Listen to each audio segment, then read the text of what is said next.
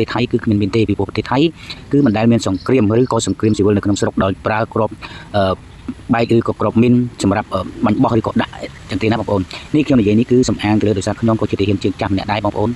បើនិយាយខ្ញុំសូមនិយាយប្រវត្តិខ្ញុំបន្តិចបងប្អូនណាខ្ញុំគឺជាទាហានសម័យនោះដែរប៉ុន្តែខ្ញុំសម័យក្រោយដែរទេបងប្អូនខ្ញុំចាប់ដើមចូលជាធ្វើជាទាហានគឺឆ្នាំ1986ណាបងប្អូននឹងហើយដែលមានលោកមេបញ្ជាការរបស់ខ្ញុំលោកខំសុវឿនហើយនឹ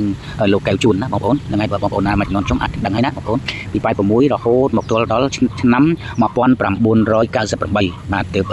ខ្ញុំនឹងបានអបអរពីការតស៊ូបងប្អូនឥឡូវខ្ញុំសូមនិយាយពីបញ្ហារឿងមីនដែលថៃកំពុងតែដោះ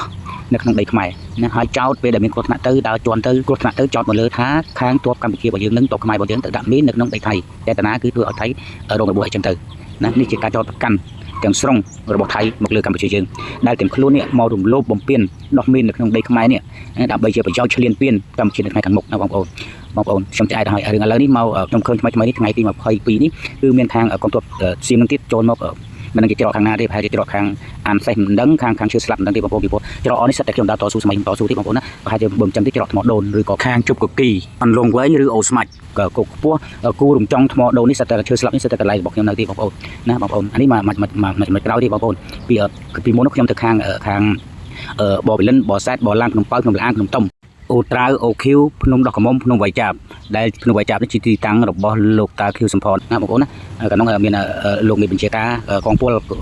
ភូមិភាគក៏មិនដឹងទេខ្ញុំចង់ភ្លេចគឺលោកព្រំមរណៈហើយលោកពូភើយលោកតាភើយនេះខ្ញុំស្គាល់ទាំងអស់ណាបងប្អូនបាទហ្នឹងហើយបងប្អូនឥឡូវខ្ញុំសូមនិយាយអំពីបញ្ហាគ្រាប់ផ្ទុះនិងគ្រាប់មីនដែលពួកខ្ញុំធ្លាប់ដាក់កាលពីសម័យនោះបងប្អូនណាធ្លាប់ដាក់និងធ្លាប់ប្រើប្រាស់តែសម័យឥឡូវគេមានទំនើបខ្ញុំក៏មិនសូវដឹងដែរបងប្អូនហើយពងតែខ្វេះនេះគឺជាចម្រងណាបងប្អូនណាហើយចម្រងដែកខ្ញុំក៏ធ្លាប់ដាក់ដែរហើយនៅមានចម្រងឫស្សីទៀតបងប្អូនហ្នឹងហើយបងប្អូនខ្ញុំប្រាប់ពីមីនកាលពីសម័យខ្ញុំដែលដាក់ហ្នឹងគឺមានកា58ហើយមានស្ករ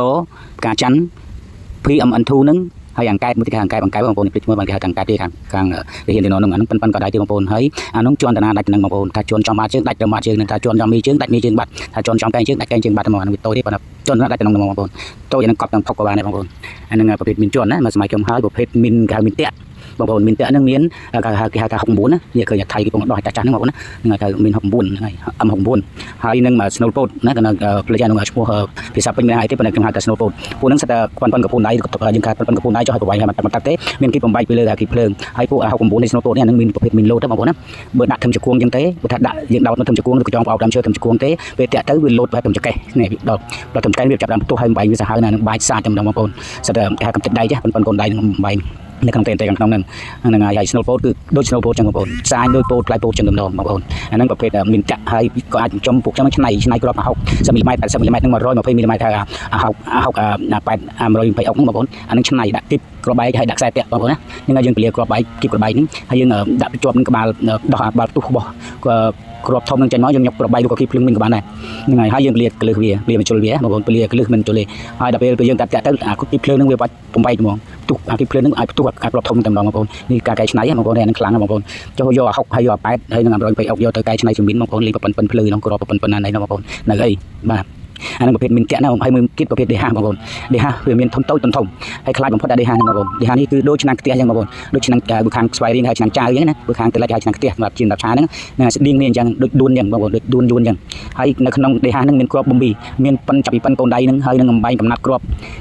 គេហៅថាកំតិចក្ដៃចានៅលាយឡំជាមួយនឹងម៉ាសែវនឹងតែម្ដងម៉ាសែវរ៉េនតេស្ងួតនៅក្នុងមីនហ្នឹងនៅក្នុងវិហារហ្នឹងអាហ្នឹងសម្រាប់យើងដាក់នៅមុខសាគ្រីមបងប្អូនរាយបើថាមកថាអាហ្នឹងឧបមាថាខាងសត្រូវឬក៏ខ្មាំងចូលមកយើងពិបាកទុកអញ្ចឹងវាចិត្តតែចូលមកអញ្ចឹងបើថាអាហ្នឹងបើថានៅ50ម៉ែត្រដល់យើងចាប់ដើមកត្រាក់អញ្ចឹង50ម៉ែត្រទៅមុខឆ្វេងស្ដាំហ្នឹងគឺទៅទាំងអស់ដូចព្រានកាមអញ្ចឹងបងប្អូនបែងអញ្ចឹងគ្មានសល់ទេមក100ទៅ100មក200អស់ទាំង200ហើយកម្រិតទៅដាក់50ម៉ែត្រ1 50ម៉ែត្រ1 50ម៉ែត្រ1កម្រិតអញ្ចឹងតាក់ទាំងអស់គឺស៊ីទាំងអស់តែម្ដងបងប្អូនគួរឲ្យខ្លាចបំផុតគឺដេហាហ្នឹងហើយបងប្អូនគេដេហាអាហ្នឹងប្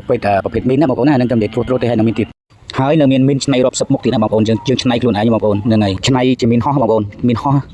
ះទៅម្ដងមកថាយើងចង់ដាក់ប្រមាណ10 20គ្រាប់30គ្រាប់នឹងមានហោះចិត្តម្ដងទៅទាំងអស់តែម្ដងបងប្អូនមានហោះហើយនៅមានផ្ដាច់ផ្លូវយើងប្រើជីការ៉េហើយជាមួយសាំងហើយបងប្អូននេះគឺតែអញ្ចឹងទៅណានឹងផ្ដាច់ផ្លូវផ្ដាច់ខ្នោតផ្ដាច់ស្ពានបងប្អូនហើយនៅមានក្របបែកកែច្នៃទៀតបងប្អូនក្របបែកជើងគ្រប់ប្រភេទហ្នឹងយើងដកតែកលឹះចេញយើងចងខ្សែទៅពេលខ្មាំងវាដើរមកតាមផ្លូវតាក់ផ្ទុកតែម្ដងហ្នឹងមានតែម្ដងនេះបងប្អូន